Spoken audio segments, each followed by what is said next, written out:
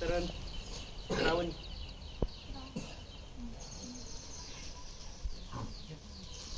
श्रेया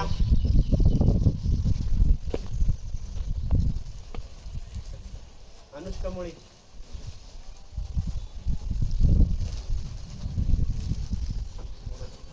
कौटी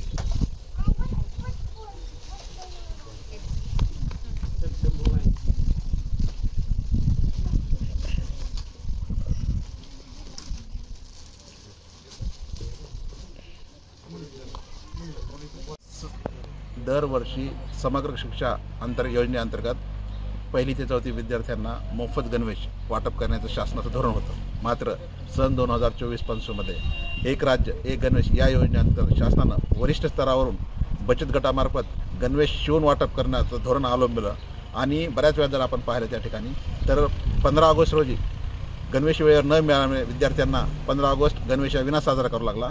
त्याच पद्धतीनं जर पाहिलं आपण संबंधित प्रकरणामध्ये आम्ही जिल्हाधिकारी बीड शिक्षणाधिकारी यांना लेखी तक्रार केली होती, आंदोलनाचा इशारा दिला होता।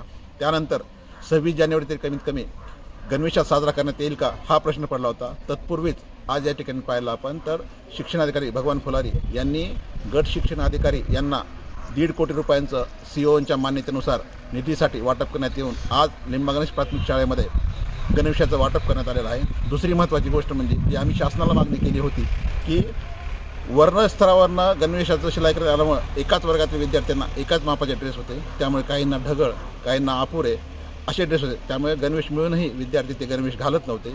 मात्र यावर्षी शासनानं पुन्हा पहिल्यासारखं जबाबदारी गणवेश वितरणाची शालेय व्यवस्थापन समितीला दिलेली आहे।